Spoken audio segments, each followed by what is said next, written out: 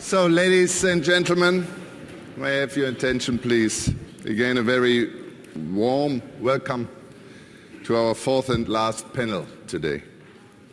In February, Ukrainian President Viktor Yanukovych was toppled by the Euromaidan. Shortly after, a separatist movement supported by Russia emerged on Crimea. In a disputed referendum, the population in Crimea voted for the annexion by Russia. In March, Russia annexed Crimea.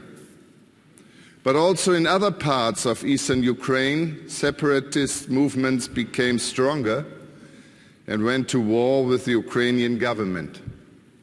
Despite the Minsk agreement, fighting is going on. Yesterday, Donetsk was shaken by the heaviest shelling in recent weeks. On Sunday, we celebrated the fall of the Berlin Wall. However, since February, the relations between Russia and the West have deteriorated dramatically.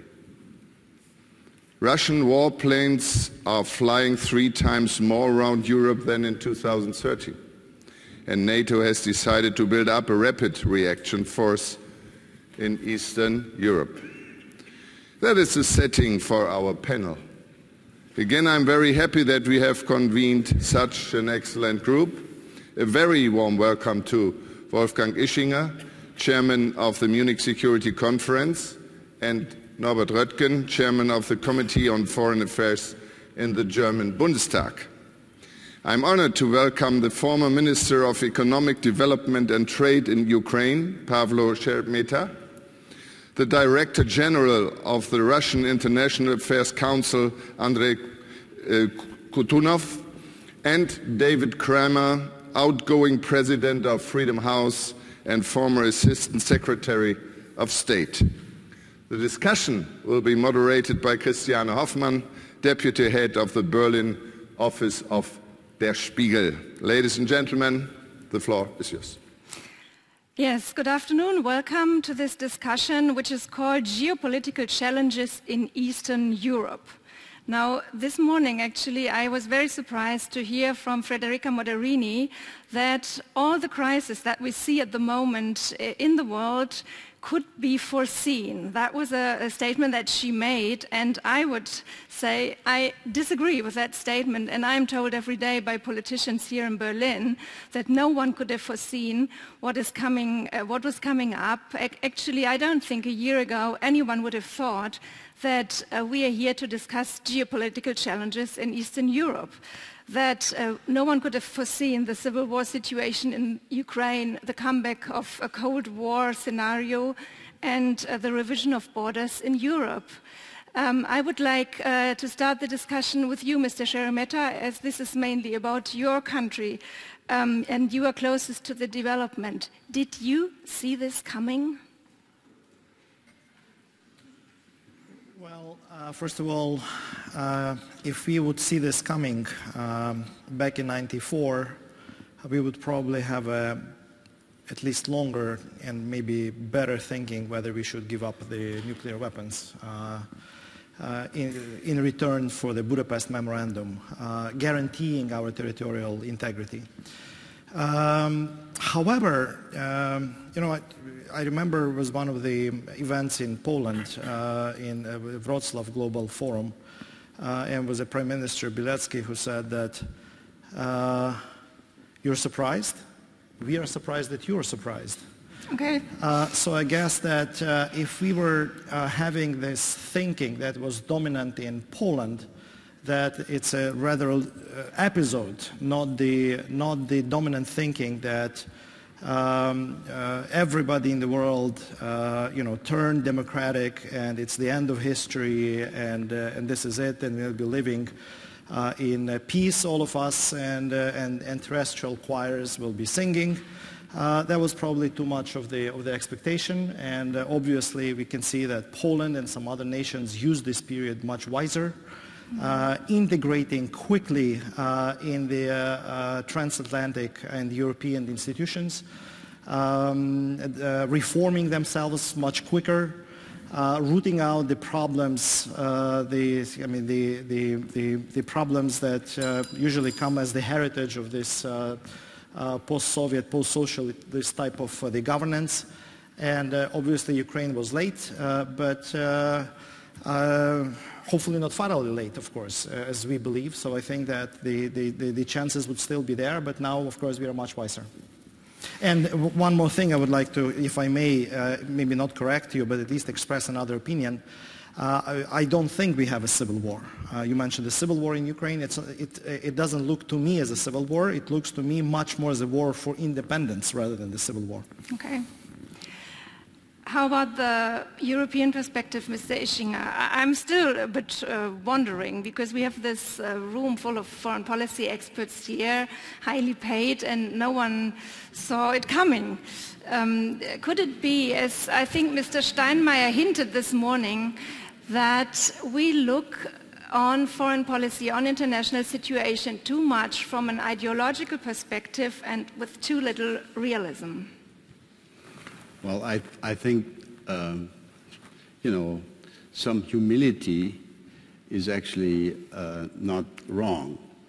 As Yogi Berra, a famous foreign policy analyst in the United States, used to say, one should never try to make predictions, especially not about the future.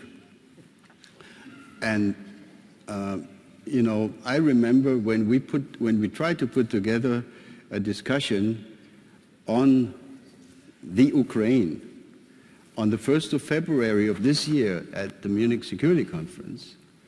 I had discussions with practically everybody, with Russians, with Germans, with Americans, with Ukrainians, certainly. And at the end of the day, we had a discussion and a panel, which was international. There was the foreign minister of Ukraine, there was Vitaly Klitschko, there was a senior political person from the Duma, but it was a discussion about what everybody thought was a problem in Ukraine, not a problem of a geopolitical nature enveloping or involving fundamental issues of European security. That was not clear, certainly not to me, and I believe not to most, 8 months ago. Mr. Röttgen, have we had illusions about Russia? Have we been wrong in our judgment about our relations toward Russia? Obviously, yes. I didn't foresee it. I don't know anybody who foresaw this crisis. But of course, we have to admit that we had illusions. We had the illusion, obviously, regrettably, unfortunately, that Russia was absolutely sure by itself to be a part of the European peace order. We thought we could be sure that the rational analysis and assessment of the Russian situation was that trying to disconnect from globalization, to isolate the country, would be so evidently ill-advised policy that nobody would try to pursue such a policy and would not embark on it. We were wrong with all of this. We were wrong that as we thought that to get more and more interconnected with Russia on an economic level, on a political level, and on a military level. And we had all these cooperations for the last 2 decades. That values and policy would follow the economic interconnection between Europe and Russia. We were wrong in this, and we didn't foresee it. I don't blame anybody for this, but one additional remark. I think we can draw one conclusion, and that is that we have to think the future not only as the continuation of the present and the past, but that we have to think and to design policies as scenarios as the possible. And now I think we are always, and now even after we have made these experiences, we follow and pursue illusions. I think it is quite clear what can happen in Ukraine. I think nobody could have and should have had an illusion about the Minsk agreement. that it was not fulfilled and implemented by Russia. There is no surprise about this, but despite the experiences and the more clear analysis we can have, we are inclined to follow illusions even after these experiences, and for this we should be blamed if we continue to follow illusions. We will come to a Minsk agreement and the situation on the ground a little bit later. I would like to stay with the history for one more moment and ask you, Mr. Kortunov. Actually, one of the decisive moments where the predictions went wrong and where from a Western perspective there was a change of mind in Russia is when Russia decided to see EU not so much as a partner but as a competitor. For many years Russia has told EU that it would not mind, that it would not harm Russian interests if Ukraine associated itself to Ukraine, and all of a sudden Russia changed its mind and tried to prevent it. Why? What was the decisive moment? Why did Russia suddenly change its policy? Well, when this panel was introduced, the narrative started with February of this year, when President Yanukovych was ousted from power. But if we dig deep into history, I think that we can come to the conclusion that this particular crisis could have been avoided if the European Union demonstrated a little bit more of understanding for the Russian position. The crisis started as a technical problem in the fall of last year, and I think at that stage one could have prevented the escalation of the crisis if one had wanted to do so. However, responding to your question, I think that there are three basic explanations why Russia got so irritated and so disillusioned about the European Union and about the West in particular. First of all, the perception was that they don't like us. No matter what we do, no matter how hard we try, they don't want us to be a part of the European family. And of course, those who believe in this logic would give you a lot of evidence to make this point. We were negotiating a new agreement with the European Union for a very long time without success. We tried to get to the non-visa regime with the Schengen zone, again with no visible success. We couldn't agree on anything in the energy field, and many Russians believe that the European Union discriminated Russia compared to other suppliers of energy. I don't want to go into detail, but this is the perception. So first of all, they don't like us. Second, this is more related to NATO than to the European Union, but it might embrace the West at large. The perception was, and the perception still is, regretfully, is that they want us to play by the books, but they don't want to play by the books themselves. And again, there is a long list of grievances that I can bring to the table. They talk about Yugoslavia, they talk about Libya, they talk about Iraq, many instances where the United Nations Security Council was not taken into consideration when conventional rules of the game were not abided the way how Russia would like the West to behave. And the third, also I think questionable argument is that the West is on historic decline. So basically the West is not the only guy in town, and therefore Russia can afford to make choices. I don't want to say that I agree with all these arguments, but these arguments are deeply rooted in the political establishment in Moscow these days. Mr. Kramer, Mr. Gorbachev and also Mr. Kissinger have last weekend, when there was the 25th anniversary of the downcoming of the Berlin Wall, stated their fear of a new Cold War. Do you think that describing the conflict in terms of a new Cold War is helpful? Do you think this is a pattern that really applies to what we see at the moment? The Cold War was driven in large part by an ideological competition and conflict, and I would say we don't quite have that in the current situation. But that said, I think Europe and the West are facing the gravest crisis, I would say, since World War II. With the annexation of a European country by another by force, we haven't seen that in decades.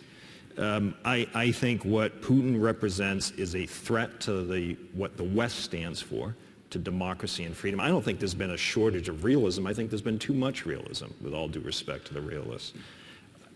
How do you mean that? Because the way a regime treats its own people is often indicative of how it's going to behave in foreign policy.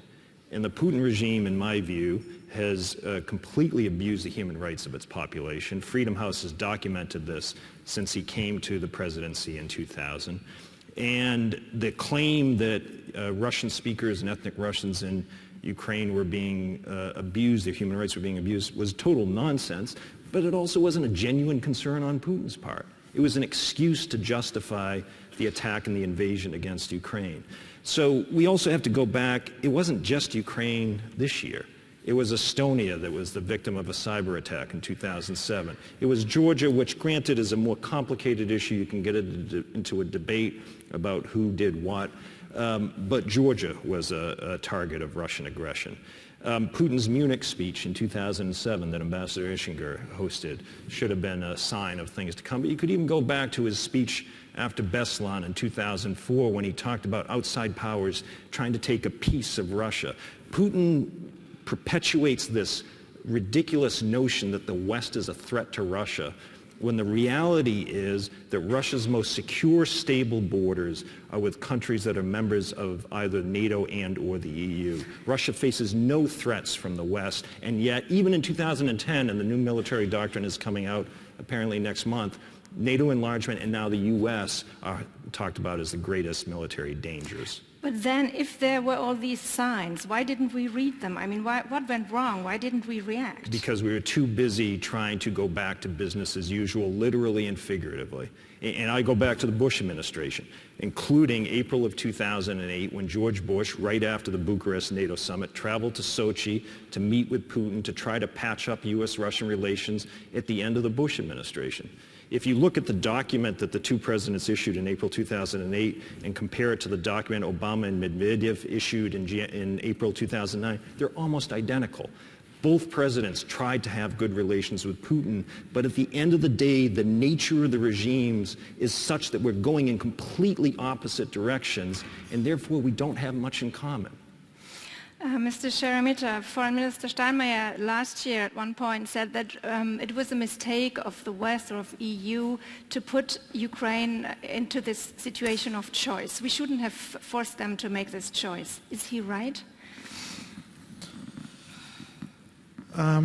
Every time I explain this situation to our Russian colleagues, and I have some audiences in Russia too, it is framed as if there is a choice for Ukraine, Russia/customs union or the European Union, which is not exactly the case. It's not how I see it, it's not how we see it. Its dichotomy is wrong, in our opinion. The dichotomy in Ukraine is between the past and the future.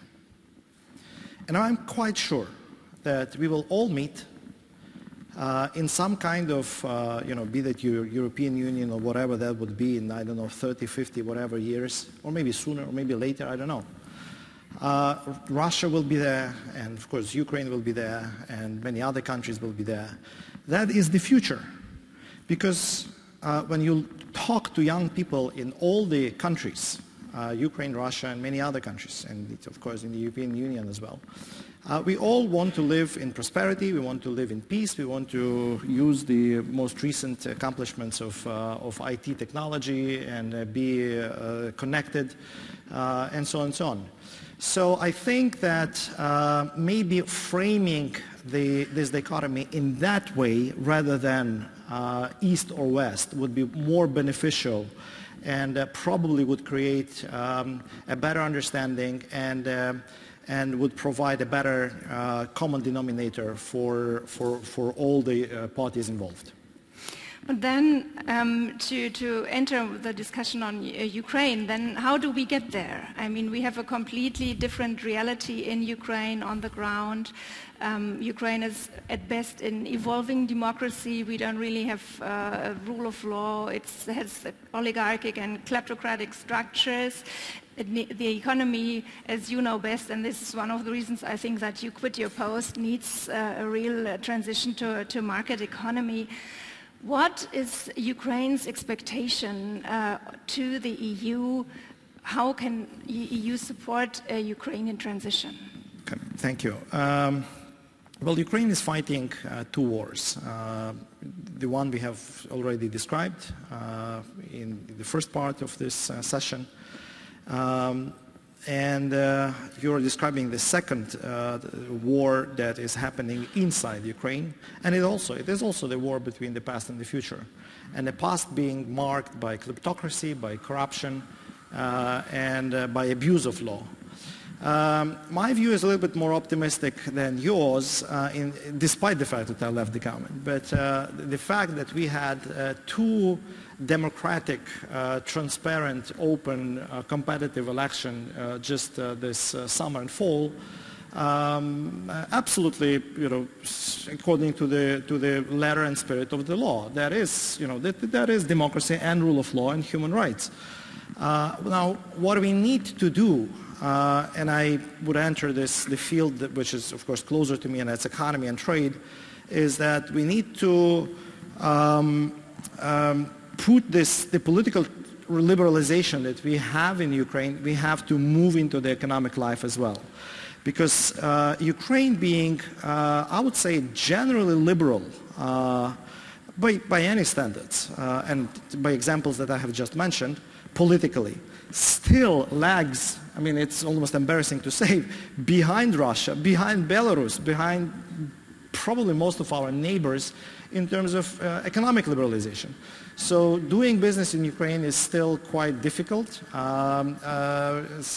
are quite low in the ranking of ease of doing business, although we are making some progress.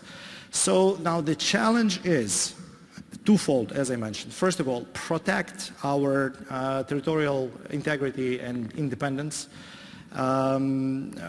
with all the support that we can master, and I'm trying to get to your latest question, how can the EU help? That's number one. Number two is do the homework that needed to be done 20 years ago, was not done during these 2 decades, and now it's a high time to do this. Those people who say that the war is the bad time to do reforms, I disagree with them, but I think actually vice versa. I think the war, I wouldn't dream for the war to be the best opportunity for the reforms. But we are here, we are in this situation, we cannot blame the crisis. We should use the crisis to our advantage. And we should use every opportunity that even this crisis provides to cut the unnecessary spending, to bring our budget in balance, yet increasing the defense expenditures, but this will not be easy. Again, any assistance that is coming from the EU and the US and Japan and other global partners and powers is very much appreciated. At the same time, when let me conclude that the best help that the West and the European Union can provide to all of us, and even to the democratic forces in Russia too, is to stick to the values. Stick to the values that produce this prosperity and democracy in Europe, despite all of the temptations that we all might have on this way. But no Ukrainian government has so far dared to take these bold measures because they were all fearing that it would destabilize their own power. So why, in a situation that is unstable by itself, should a government be able to do these market reforms that are painful but necessary, as you say? Well, look, I would not dwell on the past. The past is the past. And by the way, it's just it's the last 6 months that we are talking. Now, the future, I think, has a better promise because now we have a new parliament. The new coalition is being formed. the pro-European forces have won a decisive victory in Ukraine and in the Ukrainian parliament. So the new coalition would be decisively pro-European, would be much stronger than the one that we had 6 or 8 months ago, because that coalition was quite shaky, I would say. Everybody knew that election is coming, so the shakiness was also coming from this fact. Now, hopefully, we have the president and the parliament elected for 4 or 5 years. That's enough to do, as we could see from other East European countries, our neighbors.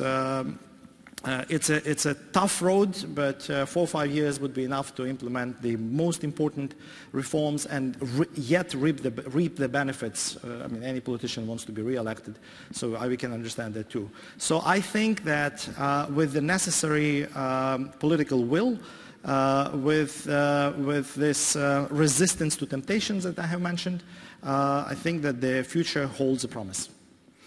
Mr. Röttgen, do you agree? How promising is the future of reforms in Ukraine, and how can EU be helpful in that regard? I think it is absolutely clear that there is no alternative to pave the way for a successful future, or for a future of Ukraine as a state, if there is an exchange between economic and financial support by international institutions and the West. I feel ourselves obliged to support Ukraine economically, politically, and financially. And on the other side, Ukraine has to deliver fundamental reforms which are of a special nature, which have to consist partly in first founding of state structures.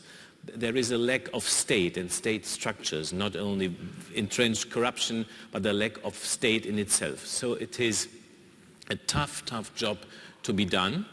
And there is, of course, the sword of Damocles above all this. In my understanding, there are different elements which might have enhanced this conflict, but there is one core question which constitutes the power conflict and the threat Putin perceives. And this is about the question, will Ukraine become a success, a comprehensive success in economic and political and democratic terms, or will Ukraine become a failure? A successful Ukraine will be perceived by Putin as a threat to his power, because he will be threatened by the question of his people who will ask, everybody in Europe is developing, everybody makes progress, everybody gets democracy, participation, market liberties, and so on. Only in Russia there is an exception, and we do not have this. And this is, in my perception or analysis of the crisis, is what constitutes the threat and the challenge Putin really faces, and as he understands it. And so I think he will not allow Ukraine becoming a success, because this would mean the threat and challenge for his power. And this is the problem we have to resolve. But then, isn't it also a problem that the West or Europe is not really willing to pay very much for the future of Ukraine? I mean, we've made it clear even during the time of the association negotiations, and now I'm also told almost every day it's Ukraine who has to solve the problems, and they can't expect us to pay the huge amount that would be necessary to really bring this country forward.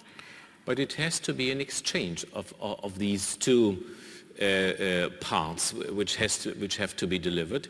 And it is clear that before the election you couldn't start such a program. But after the election, with a new legitimacy of a new government, of a new parliament, we have on both sides to pursue such a policy. And this means that we have to stick to the policy which supports Ukraine, because this conflict is not, as I outlined in my understanding, a bilateral conflict between Ukraine and Russia, but it is a conflict which attaches Europe. It is about European security. It is about the very idea for what Europe and the West stands. So we have to engage in our own interest. We have to do it, but it will only work, and it will only find public acceptance. This will be a tough job to be done by politicians and others to create and forge acceptance, but it will only work if Ukraine delivers on the side of reform and state building. They have to be very clear, very bold, and to take political risk, by undergoing such a policy. Mr. Kramer, you are an expert in supporting democracy. From your point of view, haven't been doing a very good job of it.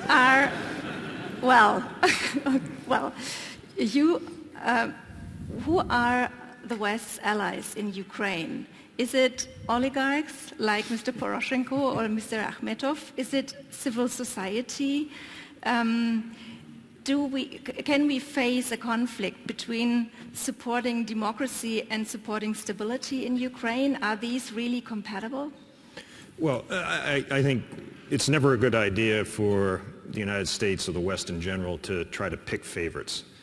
We're usually lousy at it. We've had a lot of practice in that too, actually. Yes, we have. It's as good as the track record on promoting democracy for the past 8 years. We need to support civil society first and foremost, I would argue, because it was civil society that went out into the streets in November of last year saying enough of corrupt authoritarian leadership under the Yanukovych presidency. They said they wanted an identity with Europe.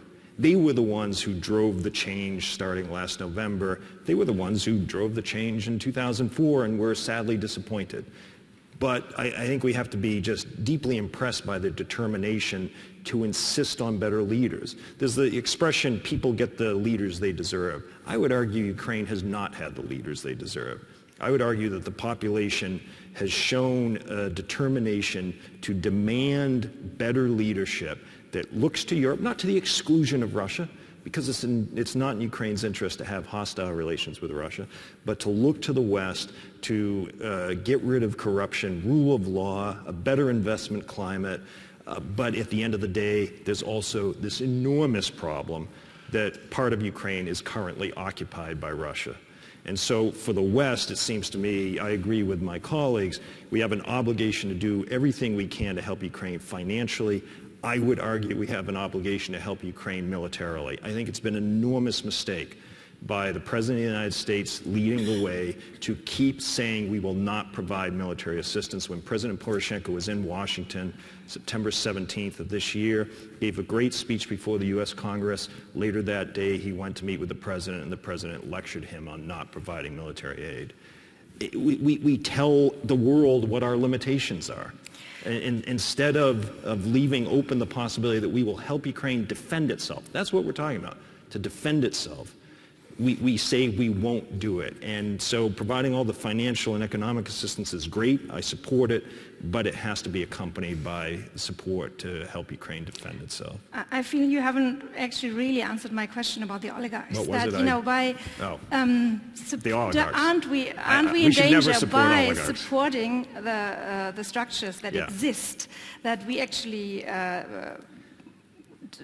that we actually strengthen oligarchic structures and prevent a real democracy in Ukraine? Supporting oligarchs generally is not a good idea. They're not the most popular people in many countries. And if we were seen as supporting people who, not just in Ukraine, but in many cases have gotten their gains through ill-gotten means, then we're discrediting ourselves. So the point is to focus is that on... we have been working together with them because we need them, because they're the only ones who can sort of run in certain areas of the country. Well, I think it's fair to say that a guy who's worth over $1 billion is the president of Ukraine. I wouldn't support him because he's an oligarch or a former oligarch. I would support him because he's the duly elected leader and president of Ukraine. We should work with Rada. We should work with civil society. We should work with journalists. But we should focus on helping build institutions so that the country and the system are not dependent on the whims of individuals. We have to build institutions so that Ukraine has a foundation in which to deepen its democratic and economic development. But you and we have been trying to do that for 20 years. Have gray hairs why in my should it beard work to show now? Why should we do it? Look, if we don't help Ukraine succeed, then it's, I was saying before, it was Estonia in 2007, it was Georgia in 2008, it's Ukraine this year. It could be Estonia again. Let's remember, 2 days after the President of the United States was in Estonia, gave a great speech. Russians kidnapped an Estonian security officer from Estonian territory. If we're not careful, this is going to be like a domino effect and escalate, and it will involve countries that have Article 5 guarantees, and then the question is, what are we going to do in that situation? Mr. Kortunov, Mr. Röttgen said that actually it might be Russia's aim to prevent success in Ukraine. What is Russia's interest in Ukraine? That's really hard to read sometimes. Is it a frozen conflict and a prolonged instability? Is it more territory, a corridor to reach Crimea? Is it a state of Novorossiya, as Mr. Putin has said, that might go from the borders of Russia right to Transnistria? What is the Russian interest? Well, first of all, speaking of success in Ukraine, I'm afraid that it will be a very long and a very bumpy road. And probably Vladimir Putin will not live long enough to see Ukraine getting more prosperous and more successful, at least in the economic sense of the word. I don't talk about the political institutions, that's a different story. But as far as I can see discussions in Moscow about what should be done and what could be done under the current circumstances, I will allow myself to reduce the discussions to just two positions. The first position would assume that we started this quarrel with the West around Ukraine, and Ukraine should be exactly the point on which we should somehow reach an agreement with the West. In practical terms, it means that since Ukraine is facing formidable economic and social challenges, Russia should coordinate with the West its policies regarding preventing Ukraine from imploding. That means energy, but it goes much beyond energy. It's about the Russian position in IMF, it's about tariffs, it's about trade, it's about turning Ukraine into a kind of meeting point between Russia and the West, and turning the page and starting a new chapter in this relationship. But there is a different viewpoint, which is also quite popular, and this viewpoint is based on the assumption that Ukraine will not make it anyway. The West will not come with a lot of assistance. The social hardships will be too serious to maintain the political consensus in the country, and that in the end of the day, Ukrainians will get disappointed because the European Union will not consider Ukraine as a potential member. So the pendulum of the public moods in Ukraine will go back. And again, whether it is right or wrong, it's another question. But there is an assumption that it might happen. And if it might happen, it means that Russia can afford the luxury of sitting on its hands, waiting for Ukrainians to reconsider. So these are two very different viewpoints. I think since Ukraine is a moving target, a lot will depend on how Ukraine will succeed in the nearest couple of months. A lot depends on whether it is possible to reach a stable agreement in the East.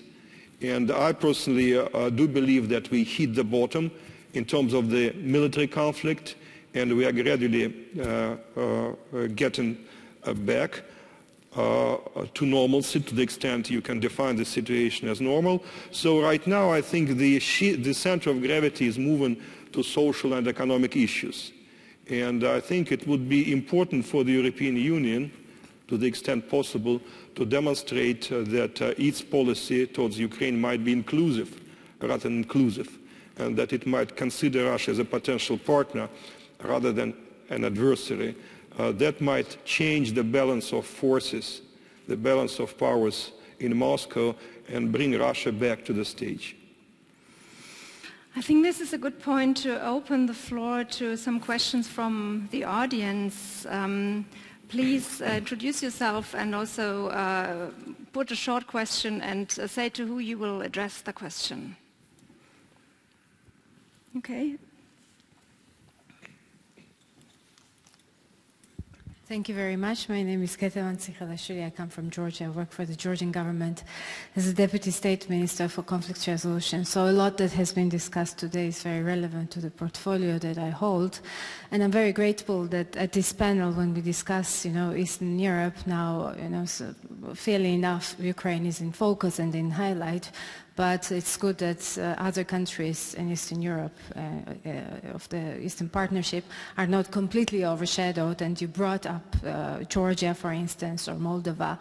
And I want to start my question with replicating your introductory remarks, whether one could foresee what happens in Ukraine.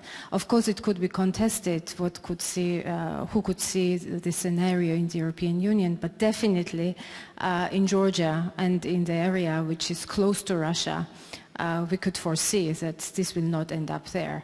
And I think it's not by chance that 5 countries out of 6 of Eastern Partnership suffer unresolved conflicts. Ukraine is the last in the chain, but it doesn't come out of the blue. Please, so just to be quite short, and definitely also, I absolutely want to say that because we are now enchanted by the spirit of the 25th anniversary of the Berlin Wall fall, which reminds us that the artificial walls fall down. But unfortunately, for instance, in Georgia, we have the new Berlin walls, please, kilometers of barbed wires. Please, could you pose a question? Okay, so I cut this introduction short, and now my question is, for us, it's quite clear what Russia wants. I mean, you had this question. But I would have the question to the European Union or European Union policymakers. Sanctions is one thing. I think it's quite tactical or reaction to the actions of Russia. How far strategically EU's interests go in the area, also beyond Ukraine, which is important by default. But for instance, what about Georgia, Caucasus, Moldova? How far the EU would go in terms of stabilizing the neighborhood, given the contradictory environment? A question to Mr. Röttgen or Mr. Ischinger? I think so, both. Yes. Both of them I would appreciate if they would give a feedback on that. Thank you.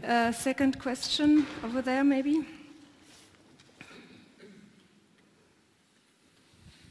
Yeah, my name is Grigory Nemiri. I'm chairman of the European Affairs Committee of the Ukrainian Parliament. And I remember first time I met Andrey Kortunov in Moscow in the Institute of US and Canada in the School of Geopolitical Scientists and Americanists, so to speak. That was late 80s, and we were inspired by perestroika moods and all that. We dreaming what can be done, and that was a good cooperation. At that time I was teaching political science in the University of Donetsk, my hometown. I never ever would think that 25 years after I will meet Andrey Kortunov again in Berlin after 4,000 Ukrainians were killed in eastern Ukraine. And yesterday 5 more were killed. And it's not just military, it's civilians. So therefore, this is an emotional context of my question and comment. Andrey said that there are 2 roles for Russia to play. One is to wait and see when Ukraine will implode from within. That would give an argument for President Putin to say, look, I told you it's a failed state, and let's decide for Ukraine, without Ukraine, the Yalta temptation, Yalta II moment. And the second option would be to engage in some way already to try to solve what the pretext of your then comment was, that this is fundamentally a Ukrainian problem.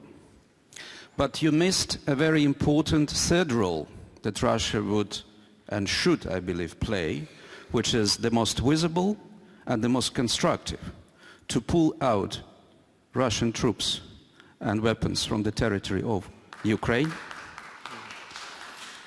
to stop financing and providing other support to the terrorists in the eastern Ukraine, and to build the confidence, starting If you take one of the 12 points of Minsk Memorandum, of Minsk Protocol, this is a swap or exchange of the all hostages, all for all, including political prisoners, including military prisoners. That would be the most important, visible, constructive measure that Russia, under the current situation, could make. And my question to the panel has to do and stemming from the clear understanding that A, it is not a civil war, B, it is a war for the mere survival of Ukraine as a viable, independent, democratic state, and the question of helping Ukraine is basically a question, and I want to turn it, of investing, that Europe, US, transatlantic community investing in their own security, in helping to solve this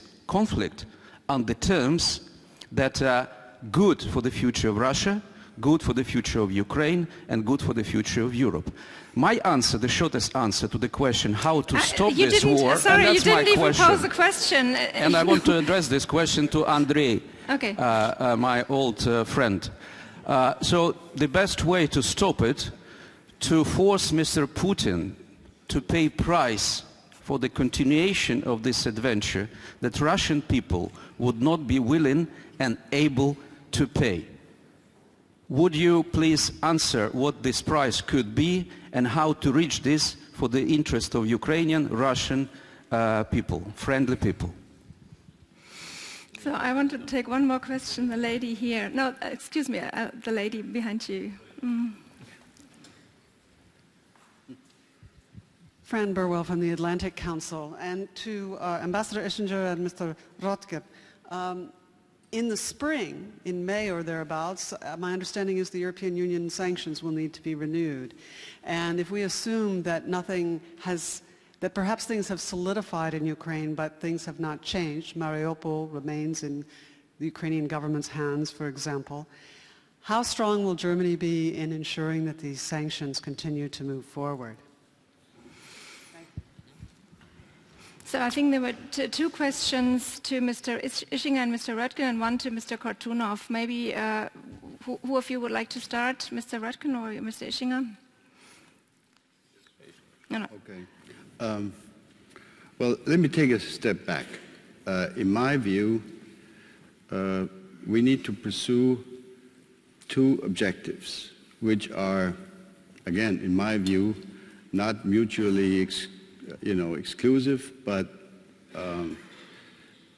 mutually reinforcing, hopefully. First goal, stabilizing Ukraine. Norbert Röttgen spoke about that. I totally agree. I also believe that we need to acknowledge that this does and will represent a very significant burden in economic and financial terms. Should we pay that price? Absolutely. This is our neighborhood. We can't live for a long time with a quasi-failing state or a state that runs a risk of being considered a failed state. That's not the kind of healthy neighborhood which we believe we should have. So I believe that's goal number one. Goal number two is, even if it sounds separate, is directly linked. That is rebuilding a European security architecture, including with Russia. It is not conceivable to me that we will have a healthy, prosperous, and secure Ukraine if we have a continuing military conflict with Russia about where exactly the border should be and who is allowed to do what. In other words, one is dependent on the other. And we should not give up one of these two goals at the expense of the other. So what does this mean? First of all, we have to pay a price for helping Ukraine. I would be generous, but I would be extremely disciplinarian simultaneously because of the well-known problems of corruption and oligarchs, etc. I would do, if I had to give the instructions, I would do to Ukraine, or with Ukraine, what we have done with Greece. I would install some sort of troika, something like that, a kind of an authority that would make sure that not a single euro is going to go in an unnecessary way through some channels to Mr. Firtash or to some other oligarch, which is what happened in the past. So I would be very harsh in terms of controlling where things go. That is designed to help Ukraine move out of what has been the domestic problem. At the same time, I think we need to understand that in this situation that we've created for ourselves, that President Putin has created for himself, that we've created for ourselves, good diplomacy demands in such a situation that you figure out a way to move out of this in a way that allows both sides to save face. President Putin is not going to declare to the rest of the world that he's going to give up and he made a terrible mistake and that we are right and he is wrong. We'll never get anywhere if we pursue that kind of road. So what could be a possible avenue? I can see, even in President Putin's recent speeches, I can see this or that hint at a willingness to discuss the way forward. We have used already, with some degree of, mediocre success, the OSCE in this attempt of creating a meaningful diplomatic process. My view is we should construct of this what I consider half-baked process between Ukraine and Russia. We should create a real, and Ambassador Chisov knows exactly what I mean, a real contact group, classic style. US, Russia, Ukraine, EU, and certainly in the center, Ukraine, under the roof of the OSCE. The bilateral process, which has been undertaken since the Minsk agreement, in my view, runs the risk of being not sufficiently stable. It's never a great idea in diplomacy if a very powerful country negotiates with a very weak country, which is the case here. So I think this process needs to be accompanied and carried and sustained, and in a way, quote unquote, I don't mean this in legal terms, but I mean in political, guaranteed by a larger international community. And that, in my view, could be a way for us to move together, identify suitable common objectives, maybe with some benchmarks. And last point, I do believe that given the gravity of this situation, given the gravity of the violations of international law that have been committed, this will take time. We need, and this is something that we in the West usually don't have, we need strategic patience. We need to allow that this will, not be done by pushing a button in 2 days. This will take many months, maybe years. Strategic patience is demanded. I hope our EU leadership and the transatlantic leadership is willing to face that challenge. Mr. Röttgen, maybe the question here from the Atlantic Council, will Germany keep up the sanction pressure? Yeah. Is Germany willing to keep up that pressure? But I will come to this. Please let me say I fully agree, and I want only to underline that the bilateralization of the conflict we have seen in the past months is not adequate to an international European crisis. This conflict is by nature not bilateral, and so we should again insist of an international approach to resolve it. Otherwise, we will not see a resolve. I would, in general, answer what is of strategic paramount importance is European unity or Western unity, transatlantic Western unity. And, unfortunately, we cannot take this for granted. Europe and the West have to live up to their responsibility in this first international European crisis in the 21st century. The sanctions are the only tool to express European unity, to express a common will, which makes clear that we are ready to some extent to suffer by defending our European values and to draw limits and borders to Putin's aggression. And so the sanctions are of importance as a political means if we are predictable in this system, that we will stay to the system. If we are predictable for Putin that, for example, the seizure of Mariupol will automatically have as a consequence further sanctions, then the sanctions can perhaps exert a kind of preventive influence and impact. I'm not sure about it, but it is a tool we have to stick to, and we have to be clear about this. I have to be honest and clear. There is a lack of clarity in the European policy.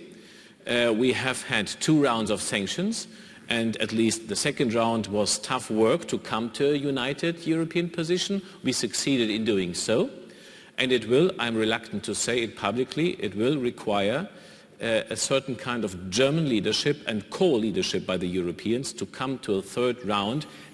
I would,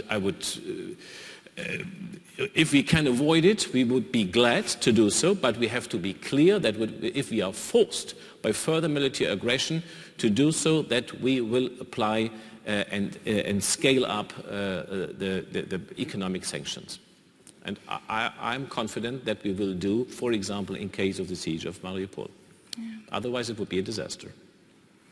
Mr. Kortunov, if I got it right, the question is again about Russian interests in Ukraine and Russian plans in Ukraine.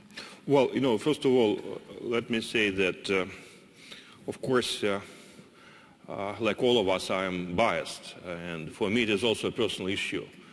My wife is half Ukrainian, so I cannot analyze it completely detached. But I might be opinionated. I do some signs that suggest that the Russian position is changing. Maybe for you these signs are not serious enough, but nevertheless, for example, Russia did not officially recognize the results of the elections in Donetsk and Lugansk, despite a lot of pressure that was exercised on the Russian leadership. Moreover, if you follow the statements of the leaders of the separatists in East Ukraine, they now complain about how difficult it is for them to operate in Russia these days, that they face growing problems trying to make use of Russia as a kind of source of funding people and arms. Again, you might say this is not enough, but I think this is better than nothing. Whether it has continuation, we'll see. But I remain moderately optimistic about the Russian position in the nearest future. Now, in terms of what can be done to convince Putin to change his view, I absolutely agree with Ambassador Ischinger that you cannot ask Vladimir Putin to commit a political harakiri. It's not likely to happen anytime soon.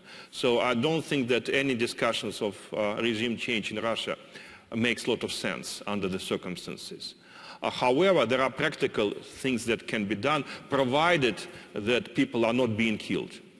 If the military situation is at least frozen, it's not definitely a solution, but if there is no direct military confrontation, we should try to take a number of incremental steps to achieve some progress. For example, we don't have really contacts between Ukrainian and Russian civil societies these days. I tried a couple of times to put together a meeting of Russian and Ukrainian think tanks to discuss situation, potential scenarios. I couldn't, for a number of reasons, but we should keep trying. We should keep trying to somehow change the attitudes in the media. And again, I don't want to compare Russia and Ukraine. I can understand why Ukrainian media are so emotional, but at the same time, you would agree that sometimes the picture that they present to the audience is not quite accurate. So I think that this is something that has to be done. In terms of the European Union, I understand the complexities of how you deal with Russia if Russia is responsible in what has happened. My personal take would be right now to put more emphasis on the EU cooperation with the Eurasian Union, because you could dissolve this Russian dimension in a broader framework. I think it would be a little bit easier for Brussels to resolve some of the economic problems through the Eurasian Union rather through bilateral negotiations with Moscow. But that's my personal view. I think at least it can be explored. Mr. Sheremeta, you wanted to respond directly. Yeah, I would like to briefly respond so that we are not surprised, say, in 1 year. I mean, I, of course, appreciate this signs, the positive signs that Mr. Kortunov has mentioned. But there are negative signs coming from OSCE and NATO about significant military buildup during the last couple of days and weeks. So again, let's see both signs. And let's be prepared so that we are not surprised too much in the future. I also wanted to comment on this, the issue of public cost of saving Ukraine that you have raised, and some of the panelists as well here. You know, this is one of the European values that we need to have too, the thrift. I think the saying is now with euros would be the cent saved is the cent earned, right? It was just like a very German philosophy, and we need to have it in Ukraine too. But what are the creative ways to help Ukraine not spending unnecessary public funds? Well, first of all, what Ukraine really needs is private investment. And I mean, you would look in Poland, you will look to Slovakia, Volkswagen, for example, investing heavily in Slovakia, basically turning around the whole country with just a couple of, well, big plants. This can be done and should be done. Now, the potential, of course, is huge because we're talking about still some 45 million people and a market which is largely underserved. Of course, private companies wouldn't be happy to do that at the moment because they are wary of the political risk. So what the governments can do, one of the ideas would be to ensure the political risk of investing into Ukraine. And, well, hopefully, if everything goes okay, then basically, you know, the cost would be minimal. Now, even the more creative solution would be to reinsure this risk with maybe some of the Russian insurance companies, maybe Gazprom, so that we have the Russian interest also in the stability of this country.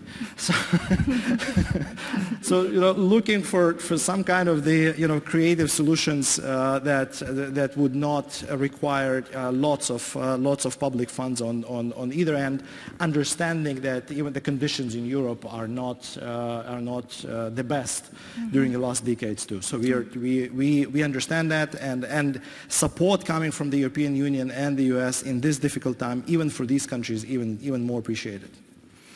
I'm glad we're moving on to thinking about the solutions. That's what I wanted to do. Mr. Ischinger has started actually to make some proposals, and we've got a question from Twitter here that concerns sort of the conditions on which we can start to look for a solution. This is a Twitter question by someone with a Polish name with lots of consonants. I'll try to pronounce it anyway. It sounds like Wawrzymiec Smoczyński. And he's asking, Mr. Steinmeier has said this morning that the goal of foreign policy is to stop or disarm conflicts. Does this mean that EU will accommodate to a frozen conflict in Ukraine? Well, let me put it a way that I might have put the question, but I think it's actually the same. We do not really expect Russia to go back to the status quo ante, to the status quo that we had before the conflict began. Is this possible? Can we go on? Can we accept that Russia will not go back to the status quo ante? Is this the condition for moving on? Mr. Kramer, would you like to answer? For decades, the West never recognized the absorption of the Baltic states into the Soviet Union. And now Estonia, Latvia, Lithuania are proud members of NATO and the EU. The sanctions started because of Russia's invasion of Crimea. We need to take the same approach to Crimea and not forget that Russia has annexed Crimea. But still we can wait for decades and talk. If that's what it takes, then those sanctions need to stay in place. Okay. I think we need to stop in the West talking about we'd love to lift the sanctions if we could. Sanctions are as much psychological as they are punitive, and I worked on sanctions on Belarus when I was in the State Department. Lukashenko knew he was going to get hit with more sanctions if he didn't release political prisoners, and the U.S. did so even without the EU. Putin needs to understand that if he doesn't back out of Ukraine and respect Ukraine's sovereignty and territorial integrity, that the West will hit him with more sanctions. It's good that we passed the last round of sanctions, but let's not get carried away. I would argue those sanctions would not have been implemented had the Malaysian airliner not been shot down. Mm-hmm. It took 298 people to be murdered for the West to express outrage. Are we going to wait for the next airliner to be shot down before we take another step? It seems to me also unconscionable that we won't respond to Ukraine's request to provide it the military means to defend itself.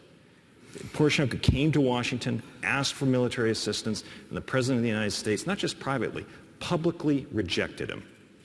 That, I think, is an enormous mistake if we hope to solve this. I think Putin views all this talk about settlement, no military solution, let's have negotiations, even in a wider format, is weakness on the part of the West. I think he's acting out of weakness. I think he has screwed up very badly. But weakness and strength are relative. And I think compared to Western leaders, I do give credit to Chancellor Merkel. I think she's been a stalwart on standing up. But I think to most Western leaders, Putin thinks he is stronger. And that's a bad position for us to be in. Do you agree, Mr. Röttgen? Is it weakness on the side of the West if we think about formats to talk, like a contact group or a troika or some, not a troika, but a contact group or OSCE or whatever to talk to the Russians? Is that a weakness, a sign of weakness? No, I do not assess this as a sign of weakness, but it is one element of prudent policies which has to prove as sustainable. And I, from the beginning of this crisis, argued that this crisis is an asymmetrical crisis. It is waged and with military means by the Russian side, and we will not respond militarily to this conflict because we are not going to wage a war with Russia in Europe. We will not have it. And there is no... If Russia moves into the Baltic states, this is a different... of course, if NATO and the NATO obligations are touched, there has simultaneously, to be clear on this one point, we have to be as clear that if the NATO treaty is violated, or if one NATO country, and be it the smallest of all NATO countries, is violated and attacked, there is the mutual support, military support, there is the obligation by Article 5. We will live up, we will accomplish, and there cannot be one doubt to this obligation we have. So this is a question of credibility, and we have to be credible because it is the most serious question of war and peace. And we will not wage war about Ukraine. We will not do it. We do not have the capacity, the willingness. We will not do it. But if NATO territory is attacked, it is a totally and fundamental different situation. Mr. Kortunov and then Mr. Ischinger. Well, I usually agree with David, but now I have to disagree on sanctions. If you look at what sectors of the Russian society are affected by the sanctions, I think you'll come to the conclusion that the sanctions are mostly counterproductive. For example, if you take the impact of the financial sanctions on the Russian economy, it's not Gazprom, it's not Rosneft who is going to suffer. They will get their money from the state budget. Sanctions will destroy the Russian small business, which is not in a great shape right now. Is it something that you want to do? Is it something you believe your greatest enemy in Russia today, the small business? The sanctions in high-tech will affect the middle class engaged in high-tech, which is by far the most pro-Western sector of the Russian society. Do we want to punish these people for being pro-Western? So, I think that sanctions might sound great. Psychologically, it might be a great thing to do. But if you look at the real impact, I think this is exactly what consolidates the most conservative part of the Russian society. And this is something that makes the change more difficult. I agree with our Ukrainian friend that we are all going to be there sooner or later. The question is when, and we would like to be there sooner rather than later, and the question of the price in blood and treasure that we are going to pay for getting there from here. And I'm afraid that the way how sanctions were designed and introduced makes our road, the Russian road, to the shining city on the hill much more protracted and much more bumpy. Mm-hmm. That's my opinion on the sanctions. Mr. Ischinger, you wanted to two remarks. Just a brief footnote to this sanctions discussion. My view is sanctions are never a great idea. But in the absence of a better instrument, once we decided that there was no military road forward, we could not possibly, could we, have said we just do nothing. That would have been, a Western kind of humiliating yourself, which we don't expect of President Putin either. But in the absence of better means, sanctions, I think, were the only means available. However, it should always be kept in mind that, and I think there is sometimes a difference here in tonality, that these sanctions, at least as far as I look at them, are not an instrument to punish the Russians, certainly not the Russian people. The sanctions are designed, are supposed to be an instrument which will make it easier for the Russian government to come around and help implement the Minsk agreement and work with us on pacifying this incredibly dangerous situation that has been created in Ukraine. In other words, in my view, sanctions are supposed to help stabilize Ukraine and not to punish Russia. That's a difference. But my second point was to go back to this question of should we have offered military support, David's point. One could have argued that since the official position of Russia was that Russia is not at all involved in Ukraine, some degree of military support to Ukraine would not be of any relevance to Russia, since Russia had nothing to do with the situation. That would be a cynical approach, sort of tit for tat. But I think instead of taking that kind of approach, we collectively in the EU and in NATO, we took the smarter approach. We decided, even though there was a long debate, we decided not to violate or to ignore the NATO-Russia Founding Act. We said we are not going to start stationing permanently major combat forces in Eastern NATO countries. We're going to honor this agreement even though it is our analysis that Russia is actually violating it. In other words, that was supposed to be a kind of a signal that we are actually willing to continue on the basis of the existing agreements. And that is why I believe it is much better not to start working on the military side, but to start hopefully drawing Russia into a more proactive willingness to start implementing the Minsk agreement. And as I said earlier, I believe a more multilateral approach involving also a more long-term perspective in the framework of the OSCE is, in my estimation, the right medicine. At this point, I'd like to take another round of questions. Yes. Thank you. Of course, I have a number of comments to make, but to save time, I will refrain from doing that. We're very grateful. Yeah. With the exception of stressing the unacceptable reference to the ridiculous notion, in Mr. Kramer's own words, that my president is a threat to the West. But I actually have two very pragmatic questions. I think almost everyone knows you, but could you please introduce yourself? I am the Russian ambassador to the EU.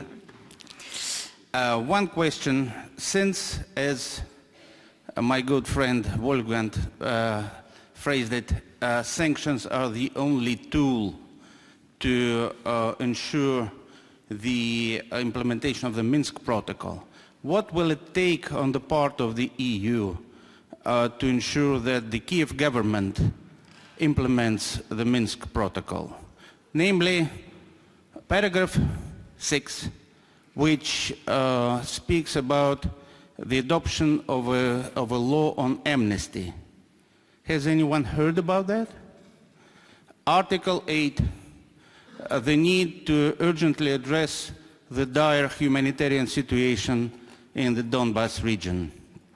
We have yet to see anyone except my own country to care about that particular situation. And my second question would be to Mr. Röttgen. You very vividly described what will happen should the rebels take Mariupol. What would be yours, Germany's, and EU reaction if the Ukrainian military take Donetsk with a substantial loss of civilian life? Okay, yes, over there. Sergei Utkin, Russian Academy of Sciences. I have two questions to Pavlo Sheremeta on the economic development, which is really crucial.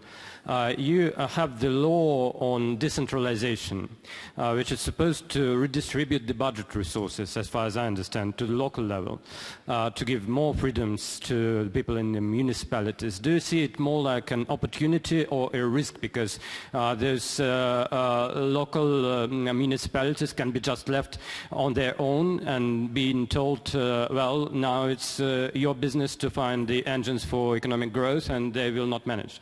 And the second one, on the unilateral trade preferences that are given to Ukraine by the EU, do you see it more like a symbolic step that will have no real meaning or boost for the Ukrainian economy? Because the critics say that this is a short-term measure that will give no results, and Ukraine has, at this point, nothing to trade to the EU, according to this regime. This is the question to Mr. Sheremeta, I suppose, and then the gentleman here.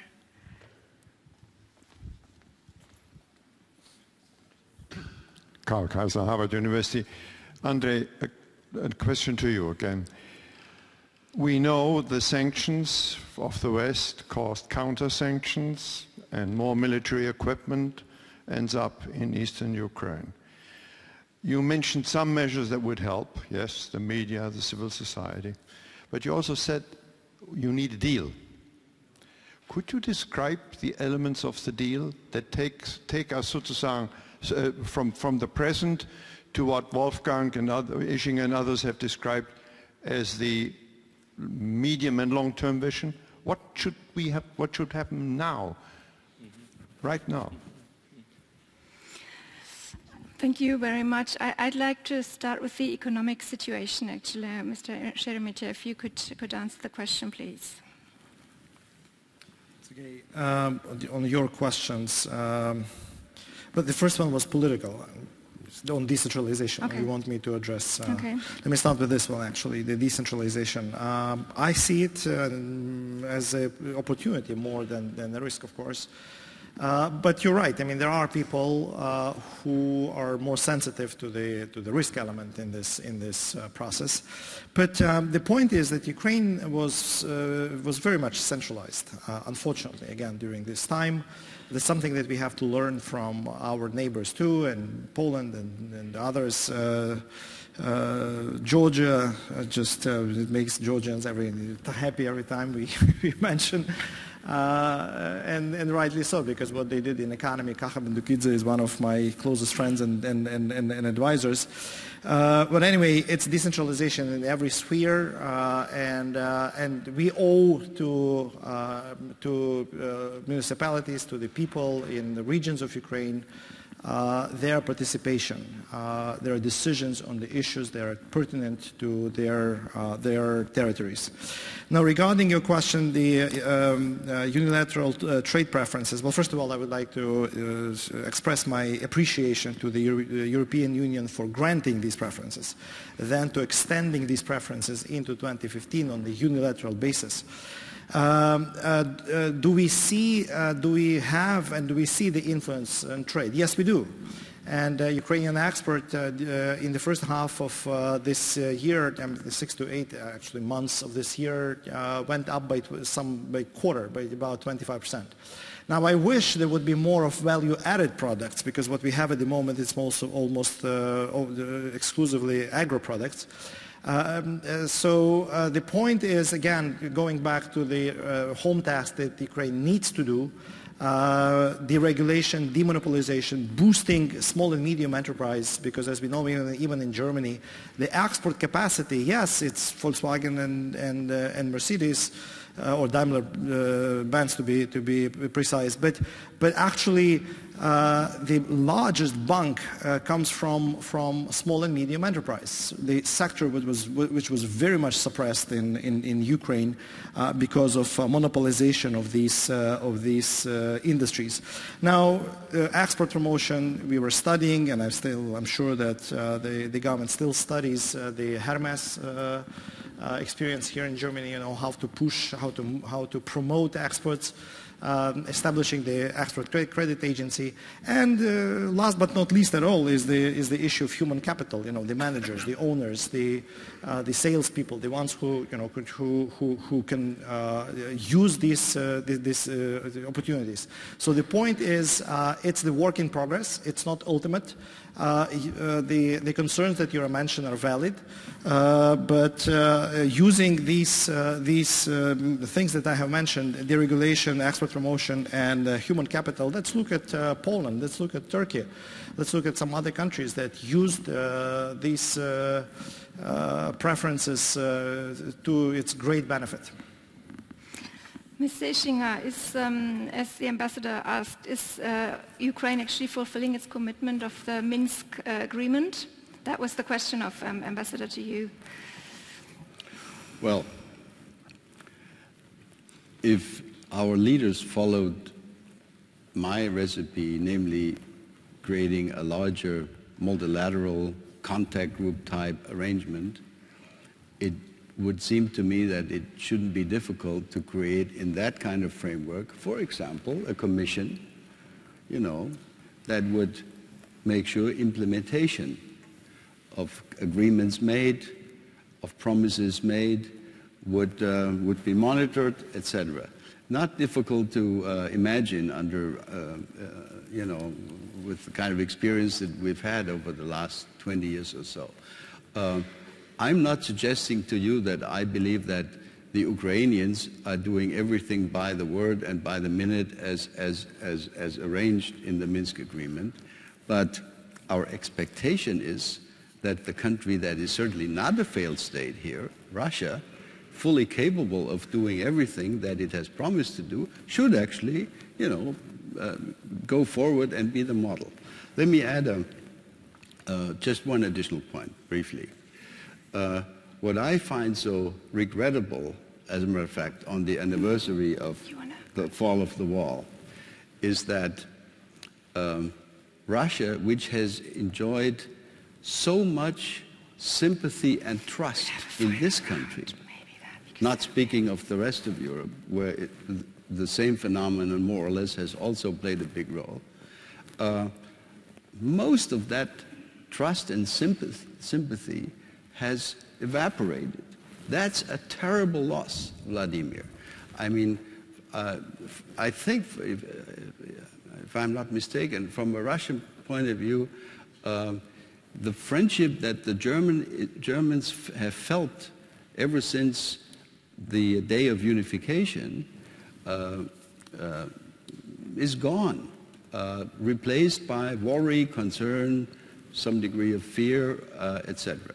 And maybe even more importantly, my own impression is, having spent a bit of time in Ukraine myself earlier this year, that the Ukrainian people, if you take the situation a year ago today, was not an anti-Russian people.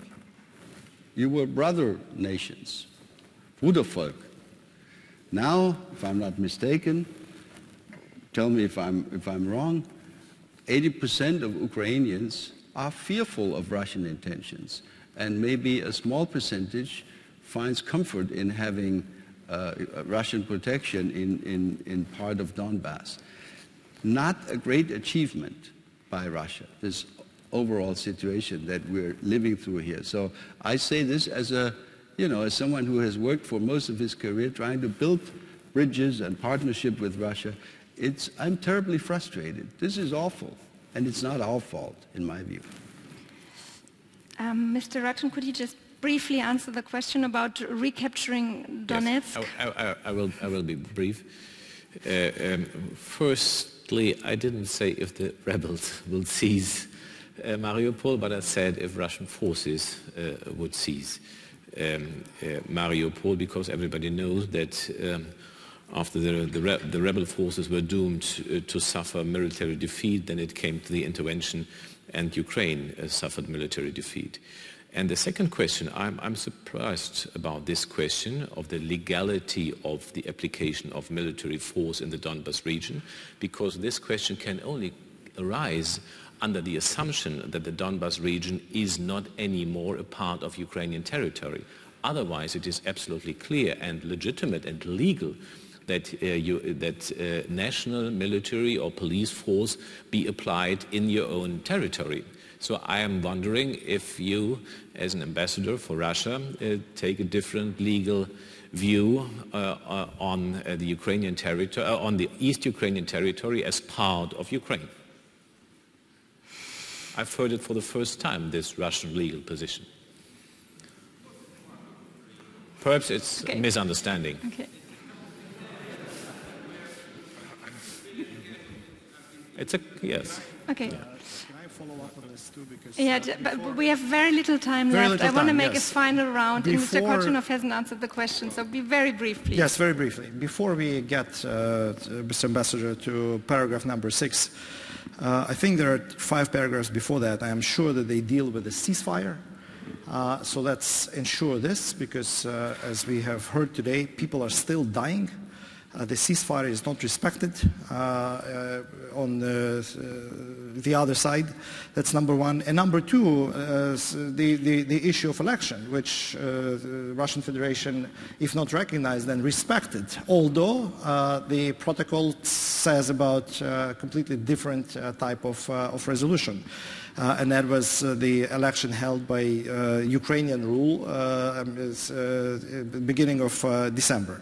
Now, to finish on the more positive side, Ukrainian people, I would say, are wiser in the sense that they distinguish Russian people and the leadership. And there is the distrust towards the leadership. And there's an understanding that there is a lot of media influence on Russian people. So again, if we follow the rule of law, the democracy and human rights, I think when we have a competitive media in all of our countries, and Russia included, I'm quite sure that in due time, after we conclude all of these paragraphs that were mentioned here, this distrust slowly but steadily can be rebuilt, because again we separate the issues of personality and the issues of people. I will give you the word right now, but just let me introduce my question for the final round, which you can maybe include in the answer. This is an unconventional question, and it goes back to the beginning, to the predictability of the future. And I want to suggest to you to be creative and tell us how you see the situation in Ukraine and the relationship between Russia and the West a year from now. And please don't be idealistic, be realistic. That would be the interesting question. Mr. Kortunov, because you've been asked about a future deal, I mean, maybe you can include this in your answer. If I might make 3 final comments. First of all, I'd like to support the Russian ambassador, saying that if you assume that a national government can use military force on its own territory without any kind of international control, then you should be happy with what Bashar Assad is doing in Syria, because he implies the military force on its own territory. Of course, I don't want to compare the 2 cases, but legally speaking, you know, you can draw parallels. That's just a kind of lyrical digression from our discussion. Now, on what should be done immediately, I think that if you put the larger Ukrainian situation aside, there are 3 issues, 3 quick fixes that has to be done in East Ukraine specifically. First of all, to stop the violence. In order to stop the violence, you should bring all these, loose cannons to the hill. You should make sure that these uncontrolled, formations, mostly on the eastern side, but I assume that there are some uncontrolled units on the Ukrainian side as well, should be deprived of opportunities to break the truce and to influence the situation. Second, the legal issue. I think that it would be desirable if President Poroshenko could get back to the issue of special status of the regions and bridging the gap between the perceptions of the mainstream in Kyiv, which is not right now willing to grant only very, very limited autonomy at the level of self-governance, and the perceptions of the self-proclaimed leaders who would like to have something like confederation or a very loose federation. There is a gap, but I think this gap can and should be bridged. And finally, when I said that Ukraine can be a joint project between Russia and the European Union in terms of economic and social rehabilitation, I think that the east of Ukraine can become a joint project between Kyiv and Moscow, because Moscow has to take some responsibility for the situation there, and economically and socially it can do a lot to assist these regions to get back on track. And finally, my final point on relations between Russia and the West. Russians are resilient people. I think they can survive without Europe, at least for some period of time. Moreover, Russia can even prosper if oil prices go up without necessarily serving European markets. But what Russia cannot do without Europe, at least this is my viewpoint, Russia cannot implement a successful modernization project. Europe is the one and the only real source of new technologies, of investments, of best economic and social practices. And with all due respect to our friends in the East, I don't think that in my lifetime there is any country or any region that can replace Europe in this regard. So if Russia is serious about modernization, and I hope that our leaders and their successors will be serious about that, there is no alternative. We will get back to the European family, because there is no other way out of the situation in which Russia finds itself today. Mr. Kramer, a year from now, where will we be? Well, I have to respond to the ambassador first, if I can. We've run out of time already. I know, but very, very short. It'll be very short. And Andrey, your comparison to Assad, I think, was most unfortunate, since your government supports Assad in its slaughter of the Syrian people. Russia and its war against Chechnya might be a better comparison. But, Mr. Ambassador, on the threat, I think it's pretty clear. Your government has invaded several of your neighbors. You view efforts by neighbors to integrate more closely with the West as a threat, efforts to democratize, to respect human rights as a threat. You engage in this information war in which you hold us up as a threat. Your military doctrine, as I understand it, to be released next month, views the United States as a threat. It's one thing for me as a private citizen to call Russia and Putin's regime a threat. It's a different thing for a Russian military doctrine officially to state that the United States is. Your support for Assad is another one. And then most recently, and I think perhaps most scarily, Putin's defense of the Molotov-Ribbentrop Pact, which includes obviously the secret protocol. To me, that gives an insight into the kind of leader we're dealing with in Moscow, and to me, that constitutes a threat that we need to wake up to. So, a pessimistic viewer, Mr. Ischinger. Are you as pessimistic as Mr. Kramer as to what the situation will be like in a year? I'm modestly, I'm not very optimistic. As I said earlier, I think we need strategic patience. I don't think this Ukrainian conflict will be over in a year. Hopefully, in a year's time, we will have a process. Hopefully, there will be no shooting anymore. Hopefully, arrangements like the Minsk agreement or follow-up arrangements will be respected and implemented on both sides. Hopefully, there will be a full-scale program by us, the EU, the IMF, etc., to make sure that Ukrainians dig themselves out of their economic hole, and that, you know, signs of prosperity and recovery will happen. And finally, I think Andrey made a very important point. You know, at the strategic level, that's exactly where we should make sure that Russia understands, and of course the same is true for Ukraine, that Russia understands that our willingness, our strategic willingness to be the provider to Russia in a partnership arrangement which we were hoping to have, and which does currently not, unfortunately, not exist. We are willing, and we should be willing, to make sure that Russia gets the kind of technological, high-tech, financial and other support to modernize. That is absolutely in our collective interest. So I think at the strategic level, that's the way forward. And last point, let me just elaborate a little bit when I referred to the OSCE. We had 25 years ago, after the unification process of Germany, we worked on the fundamental rules of the European common house, which wasn't really visible very much at that time.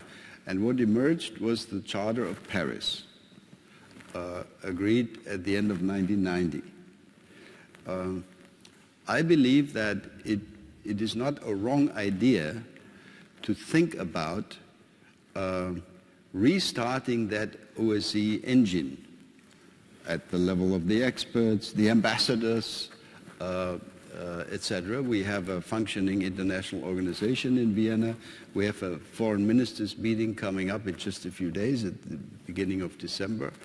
Why not think in terms of trying to set in motion a process which would either reconfirm or adapt to current circumstances the fundamental rules which all of us, including Russia, are willing to accept.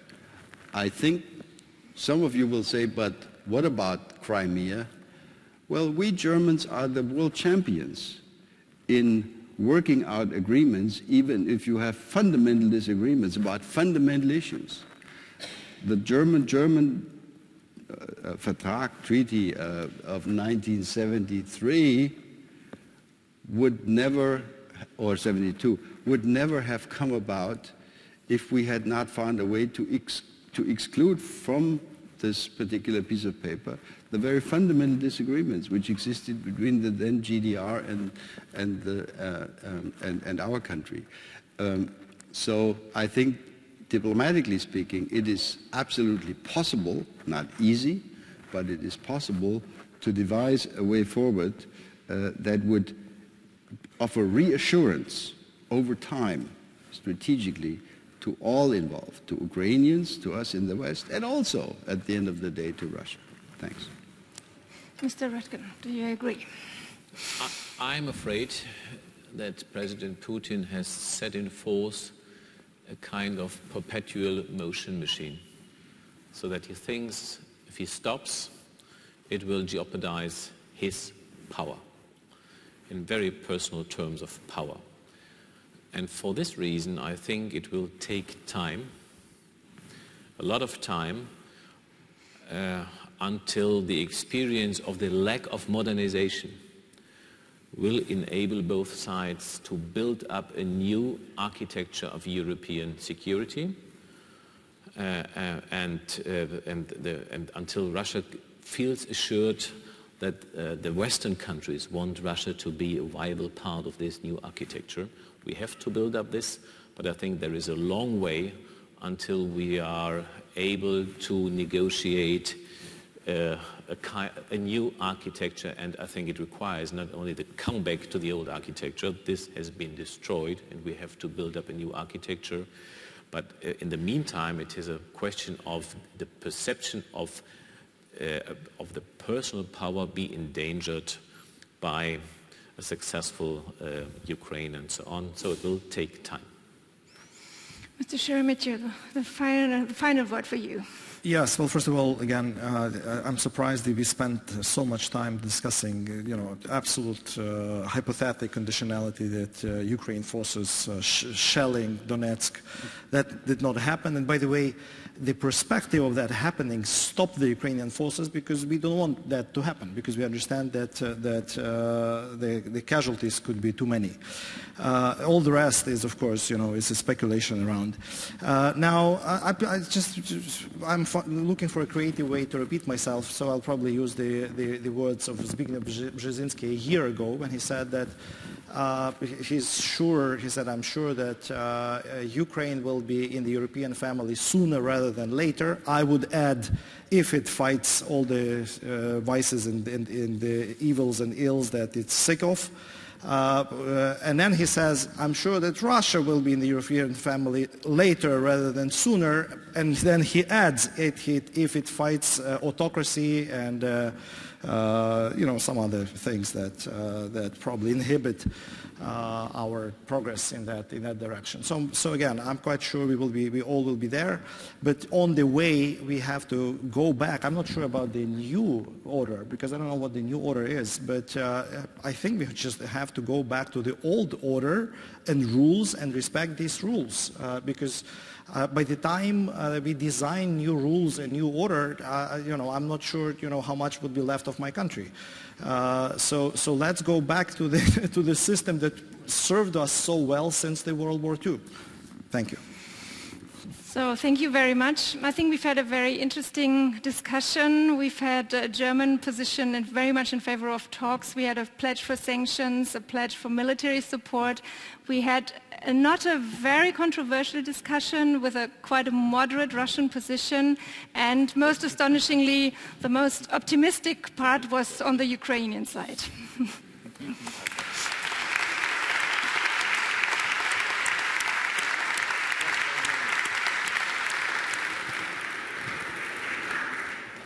Ms. Hoffmann, gentlemen, thank you very much for the discussion. With this discussion, ladies and gentlemen, we have reached the end of our fourth Berlin Foreign Policy Forum, and I thank all of you who have joined us today.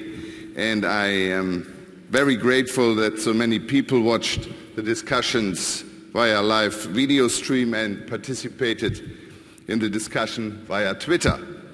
I would like to thank very cordially the Federal Foreign Minister and Federal Foreign Office for this excellent cooperation, and I would like to thank the young journalists of Deutsche Journalistenschule for their interviews, the interpreters and the technicians for their excellent work, and last but not least, I want to thank Bernhard Müller-Herlin and his team of Körber Foundation for preparing this conference. Bernhard and your team, you did a very excellent job.